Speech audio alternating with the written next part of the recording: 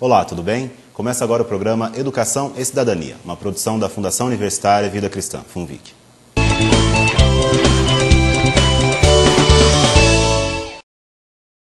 Uma pesquisa encomendada pelo Instituto ProLivro revelou que metade da população brasileira não lê. Entre os principais motivos apresentados estão a falta de tempo e o desinteresse. A mesma pesquisa apontou ainda que cerca de 75% da população nunca sequer entrou numa biblioteca. Os dados são preocupantes. Afinal, como podemos projetar um futuro melhor se não estamos fazendo a lição de casa? É possível incentivar as pessoas a adquirirem o hábito da leitura? E de que forma as crianças devem ser estimuladas para se tornarem futuros leitores?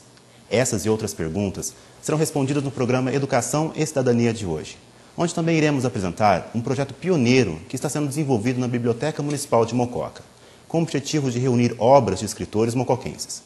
Aqui em nossos estúdios, eu converso com a professora, mestre em Educação, Carmen Lúcia Faraco Rodrigues, e também com a professora e arte educadora da Biblioteca Municipal de Mococa, Eliana Galvani.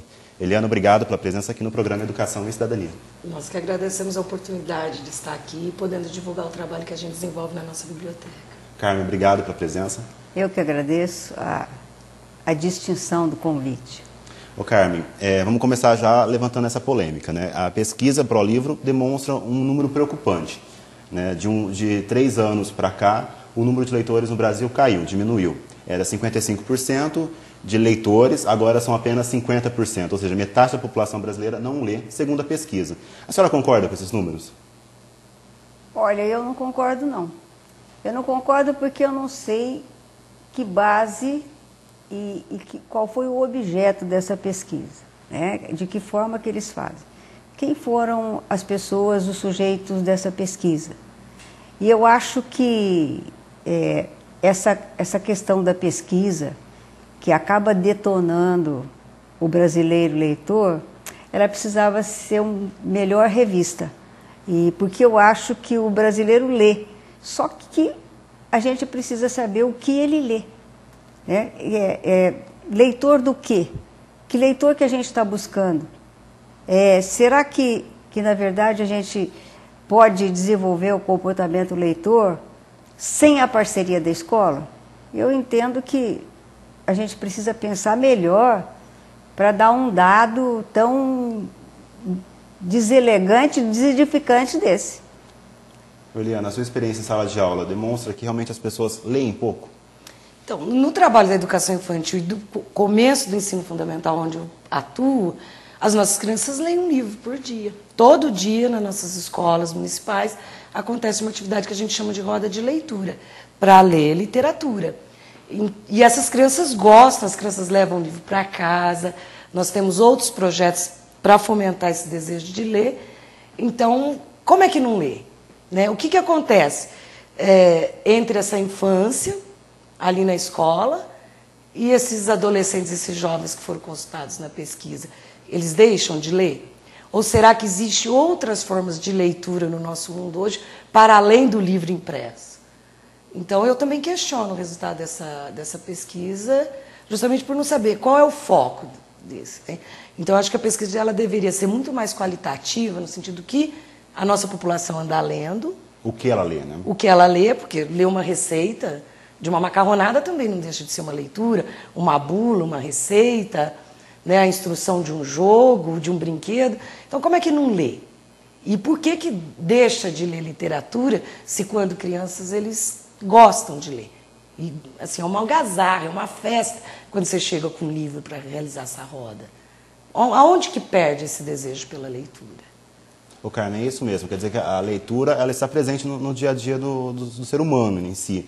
Mas nem sempre essa leitura representa ler um livro, pegar um livro. Então quer dizer que a pesquisa ela pode estar viciado, entre aspas, no sentido de estar classificando a leitura propriamente dita apenas com a questão do livro e não qualquer tipo de leitura que possa ser feita. Sabe, Fábio, eu já fiz uma pesquisa sobre leitura, sobre a questão da leitura, que se transformou na minha tese de mestrado. O condutor da pesquisa, o pesquisador, ele tem em si, ele carrega com ele um conceito, né, sobre o que ele vai pesquisar. Por exemplo, qual é o conceito de leitor e de leitura que esse pesquisador está levando para encaminhar a pesquisa dele? É uma pesquisa qualitativa, como disse a Eliana, ou é uma pesquisa quantitativa? Agora, o conceito de leitor que na verdade, é veiculado na sociedade pelo jornal, pela revista, ele sempre é o conceito do leitor literário, do leitor que lê aquela parte, que lê de forma acadêmica, que lê de forma, na verdade, de forma, vamos dizer assim, de forma culta. Seriam os livros clássicos. Seriam os clássicos. E essa questão de o que ler e como ler deve ser muito bem encaminhada e muito bem declarada na pesquisa. Então, eu acho assim, ó, essas pesquisas, quando dão um dado alarmante desse, elas deviam falar assim, olha, quem é o leitor brasileiro? O leitor brasileiro é um leitor de quê? E caracterizar a leitura. E diante dessa resposta, aí recorrer ao grande trabalho, que depois, talvez durante o nosso trabalho aqui a gente vai focalizar, é o trabalho da escola. A fala da Eliana é muito de acordo com o que a gente tem pensado. Por que a criança pequena lê, gosta de ler, e de repente, quando ela chega no período da adolescência, ela corre do livro? E aí vem aquela questão que a Eliana colocou. Na verdade, são outras leituras que seduzem essa criança? E aí eu volto para a questão. A minha questão, ela gira muito em torno da instituição escola. Do papel da escola de incentivar a leitura. Isso, exatamente. Não só de incentivar, mas de, na verdade, viver a leitura. Incentivar, a gente incentiva. Ó, você precisa ler. É muito bom ler. Aí, mas eu penso assim, qual é o projeto político, pedagógico, de leitura institucionalizada na escola? Eu acho que essa é a questão. É tornar isso um projeto, um projeto pedagógico. Um projeto cultural, um projeto existencial. A leitura como prática social, que é a única forma de você levar à construção da cidadania. Carmen, a questão do incentivo à leitura está muito ligada também ao exemplo, né? É possível a gente estimular, criar uma regra, por exemplo, de como nós podemos incentivar os filhos, as crianças a lerem mais, ou até mesmo os adolescentes? Bom, não vai aqui nenhuma crítica à sua pergunta, mas eu acho que tudo que significa regra não pode estar relacionado à leitura. A leitura, ela tem, eu entendo a leitura como comportamental.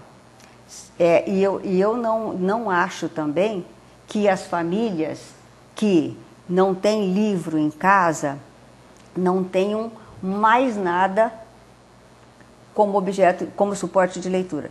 Elas têm muitos veículos de leitura que não são, vamos voltar a essa questão, não são os livros de literatura e a literatura que a gente, que teve acesso a uma universidade, conhece.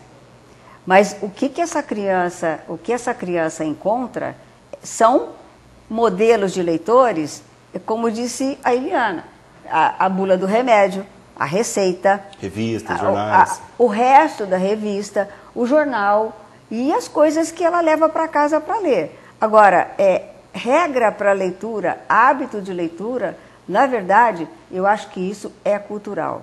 E o nosso país começou a ler muito tarde. Mas mesmo pegando a questão da cultura da leitura, num ambiente, numa casa, por exemplo, onde os pais não leem, não têm esse hábito, consequentemente os filhos vão herdar também, esse vício, entre aspas, negativo de não ler? É aí que entra a escola, Fábio.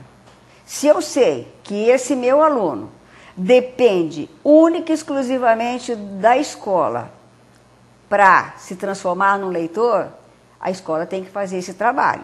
Evidente que se ele não cresceu entre livros, ele não vai olhar para o livro como um objeto normal de circulação dentro da casa. Vai ser um estranho. Vai ser um estranho, vai ser um acontecimento diferente.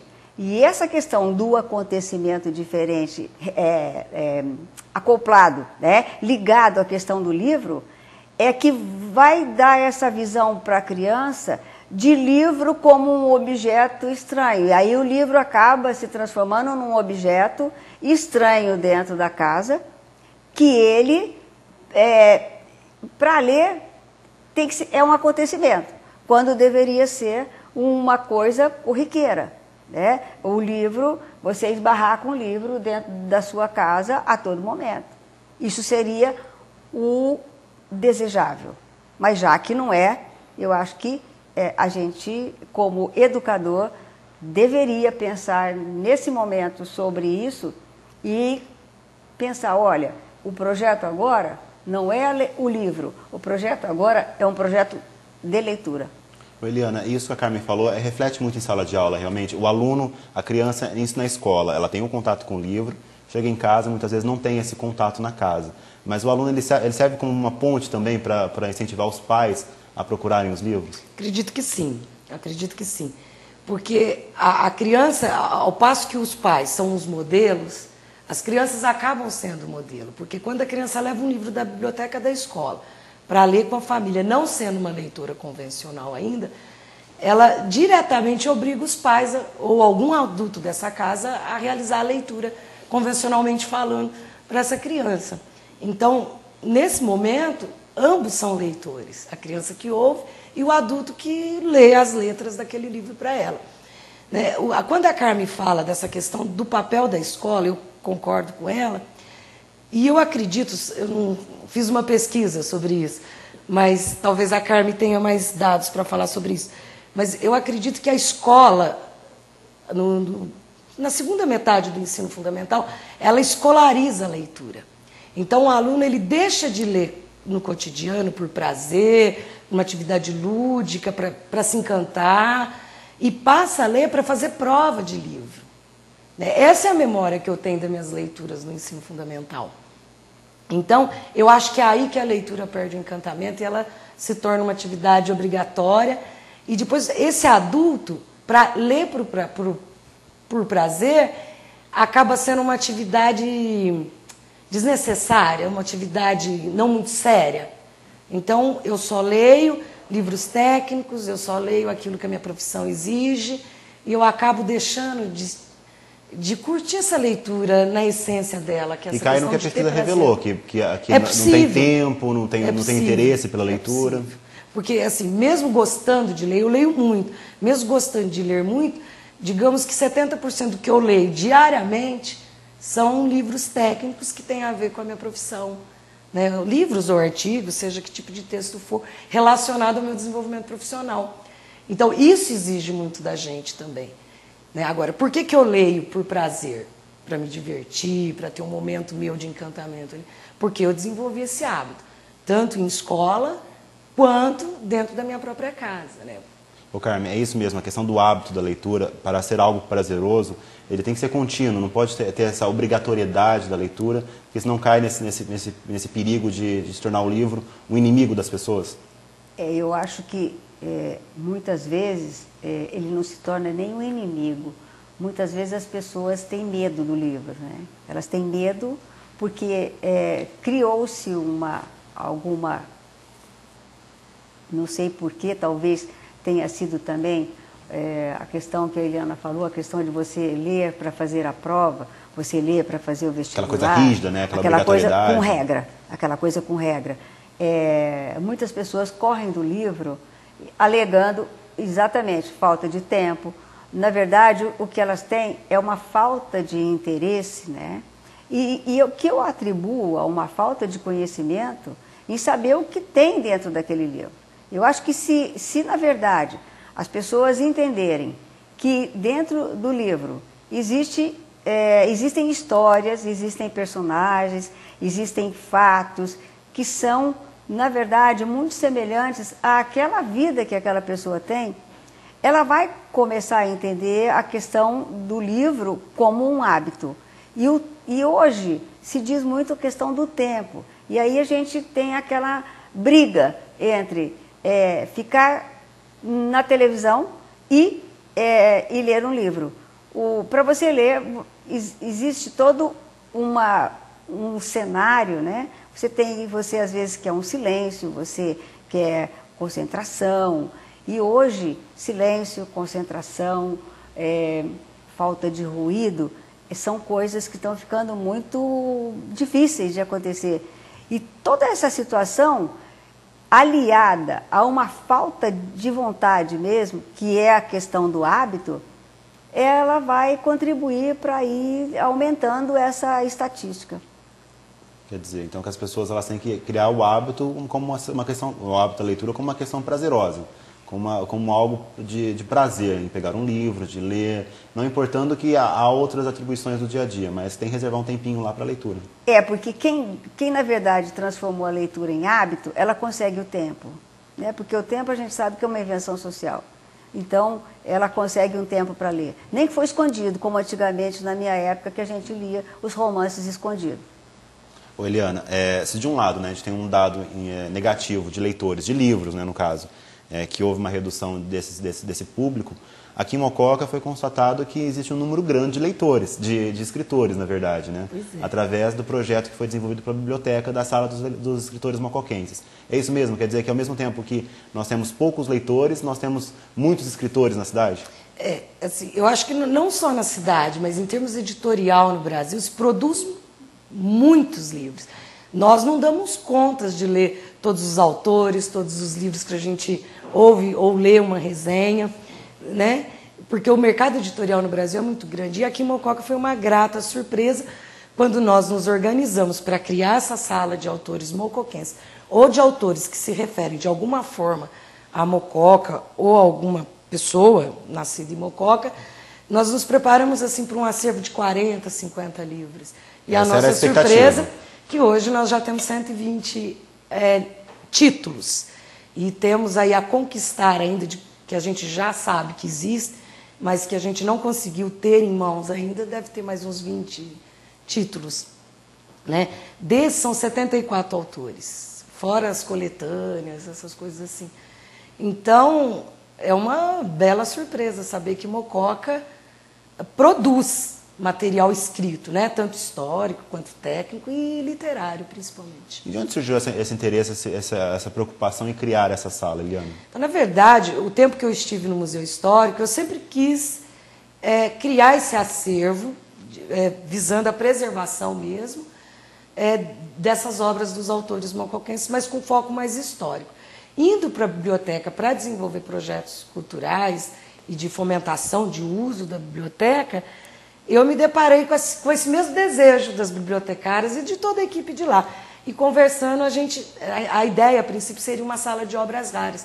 Como esse conceito de obras raras é muito diverso, e aí eu falei, então vamos... O que é raro para nós, mocoquenses?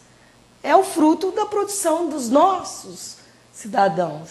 Então, nós optamos por criar essa sala de autores mocoquenses e nós acertamos no foco, porque assim, a quantidade de pessoas que apareceram produzindo, mas que ainda não tiveram oportunidade de editar seus livros, né?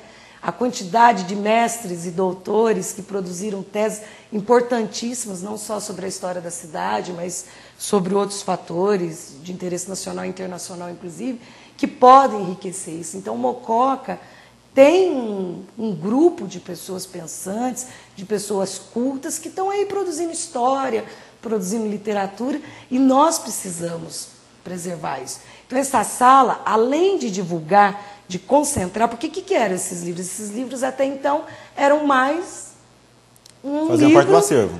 Das estantes da biblioteca, que hoje tem mais de 22 mil volumes. Então, muitos deles a gente nem sabia que eram de autores mocoquenses, né? Agora, organizado numa sala só, já gera uma curiosidade no leitor que frequenta a biblioteca, que quer ver isso. E, por um outro lado, a gente organiza isso para os pesquisadores, que a demanda é muito grande de pessoas que estão fazendo TCC, mestrado ou doutorado, em busca de informações sobre esse povo mocoquense, sobre a história mocoquense. Então, a gente consegue, numa sala, organizar isso e, assim, com um olhar para preservação. Então, essa sala tem um uso restrito, para você entrar, utilizar, você precisa do acompanhamento de um dos funcionários da biblioteca, para a gente evitar danos a esse bem material, porque nós temos livros lá que são exemplares únicos, dentro desse acervo. Você acha que com esse projeto da Sala do Escritor Mocoquense ajuda até a estimular mais a leitura, porque as pessoas se sintam mais interessadas em ler aquilo que é produzido aqui na cidade? Sim, eu acho que sim.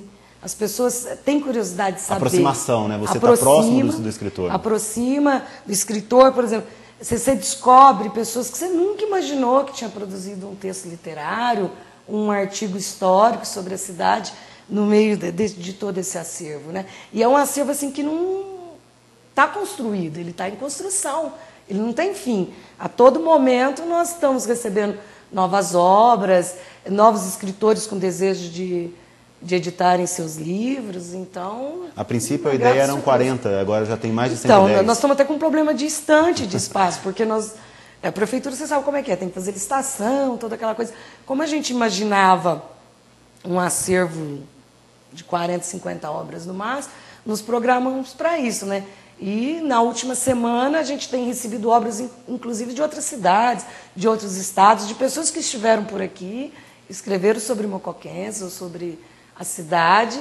Então, quer dizer, nós vamos ter que comprar mais estante e reorganizar esse espaço para acondicionar adequadamente, para que dure, porque o objetivo nosso é que as futuras gerações tenham acesso a essa informação. Né? Eliana, só por curiosidade, você trouxe alguns livros, né, que mostram um pouquinho do acervo, né, que tem desde livros muito antigos até livros atuais de jovens escritores da cidade. Né? Pois é.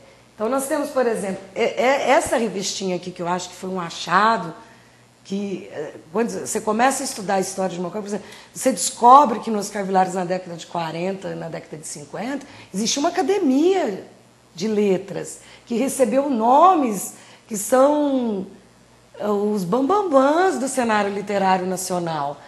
Né? E você descobre aqui os nossos pequenos escritores daquela época. Você vê essa revistinha de 56, a gente conseguiu um volume só, mas a gente sabe que tem outros exemplares. Né? Nós temos, por exemplo, o livro do Humberto de Queiroz, que esse eu vou até aproveitar seu programa, Fábio. Quem tiver o original desse livro, que possa doar para enriquecer o nosso acervo, que nos presenteie, porque é o livro mais antigo, é a primeira historiografia de Mococa, que é a do Humberto de Queiroz, que foi lançada em 1913. Então a gente tem a cópia. Então a gente está preservando a informação, mas o objeto histórico a gente não tem ainda. E quem está nos assistindo, quiser fazer doações de livros de escritores mocoquenses ou que tem alguma referência na cidade, pode ser feita a doação? Pode ser feita a doação. Aliás, ela é muito bem-vinda. Né? O que importa para a biblioteca, e é de interesse da biblioteca nesse momento, são os livros para aumentar, né, esse acervo histórico nosso, e livros de literatura. A maioria das pessoas levam para a gente enciclopédia, livros técnicos da década de 50, 60. Esses livros não têm mais valor para a nossa biblioteca, porque eles não são usados, e a gente acaba não tendo espaço para guardar tanta Barça, tanto Trópicos, né? Então, a gente acaba não aceitando essas doações porque as pessoas não usam mais enciclopédia para buscar, para fazer pesquisa, né? Eles buscam na internet, que é muito mais rápido, muito mais seletivo. Então, agora, os livros de literatura, os clássicos, esses são sempre muito bem-vindos. E, nesse momento, em particular, os livros de autores de Mococa. Que é possível que existam alguns autores que a gente nem conheça ainda. E tem um mais recente também, que é de uma jovem escritora. Olha que alegria boa, né? Quando a gente descobre que entre os nossos autores nós temos a Maísa Mega, que por sinal é filha de um dos funcionários aqui da TV Direta, do Wellington, que sozinha fez seu livro. Um romance muito bem escrito, assim, quando lê você percebe que ela tem um estilo próprio dela já. Então ela edita, ela faz a arte desse livro, ela consegue fazer os exemplares e registra a história, uma menina de 20 anos. E nós temos uma boa notícia também, nós temos um menino também de 20 anos, o Rafael, que breve nós vamos estar lançando na biblioteca. Ele fez uma quadrilogia e são livros grossos, um enredo meio apocalíptico, e ele conseguiu um editor que vai fazer um grande número de exemplares e que é possível que se torne um grande best-seller aí. Um menininho de 20 anos da nossa cidade. Ô Carmen, pegando o gancho dessa fala da Eliana, a gente vê que, apesar da pesquisa mostrar um número negativo, nós temos na cidade de Mococa uma efervescência de escritores, né? Quer dizer que, em questão de números de livros, nós estamos ricos. É uma incoerência mesmo.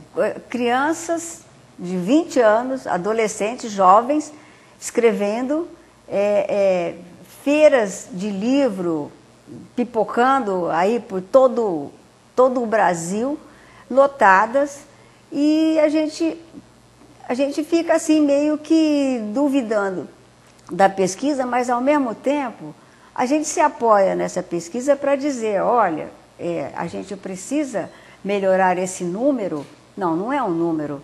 A gente precisa melhorar o olhar sobre o nosso leitor.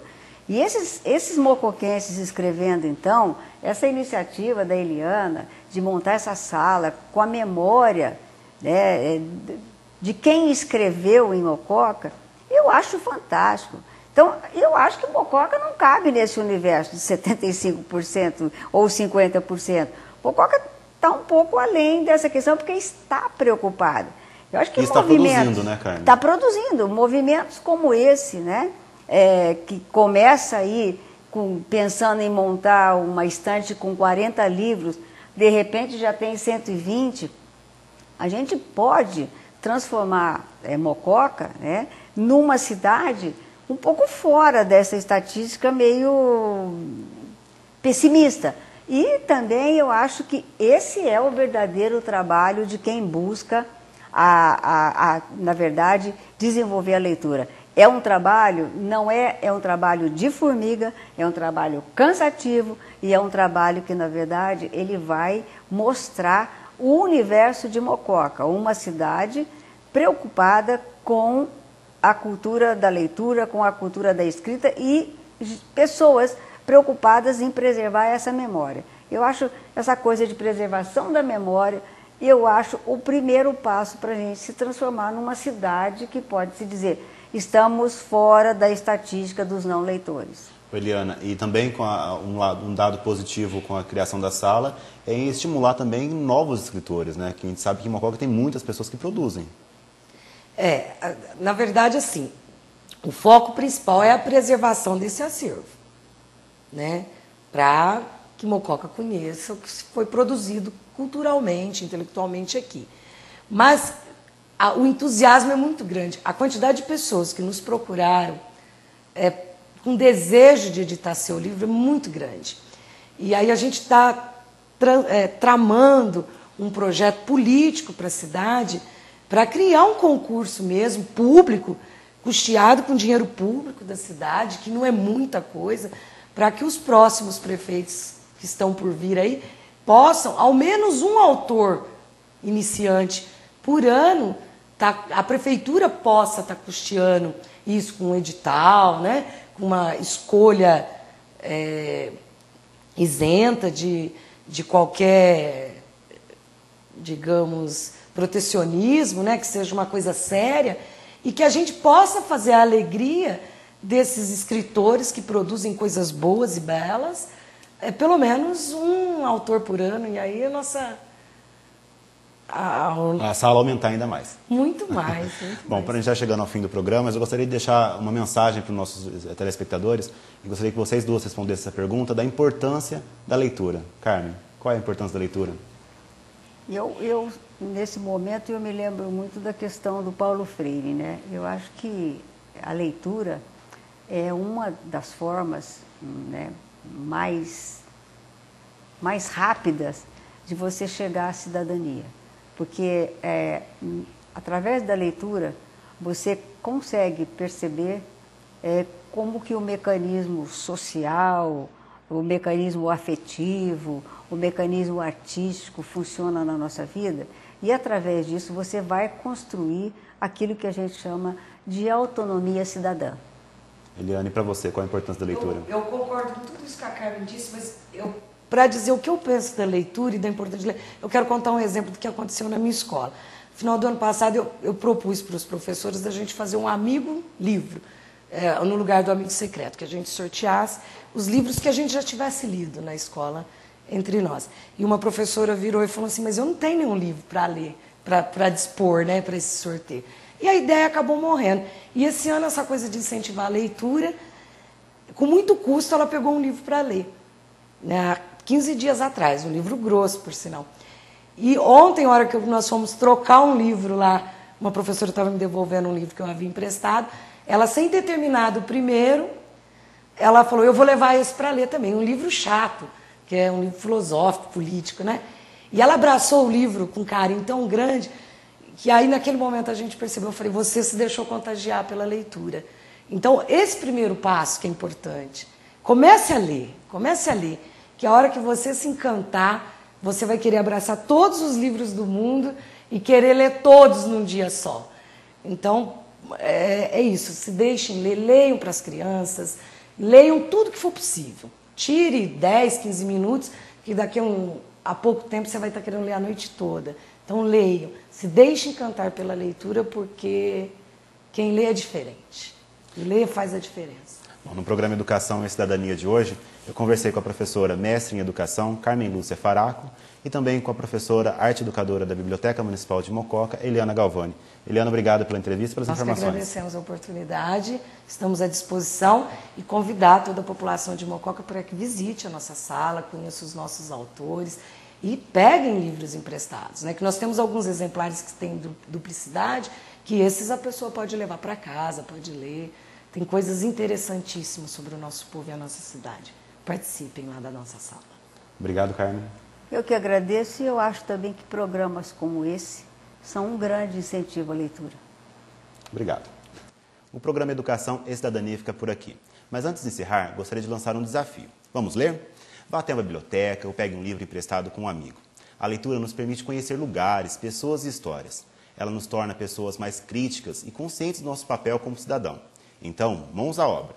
Depois entre no nosso site, www.funvic.org.br, e nos conte a sua experiência com os livros. O nosso programa fica por aqui. Mais uma vez, obrigado pela sua companhia e até o próximo programa.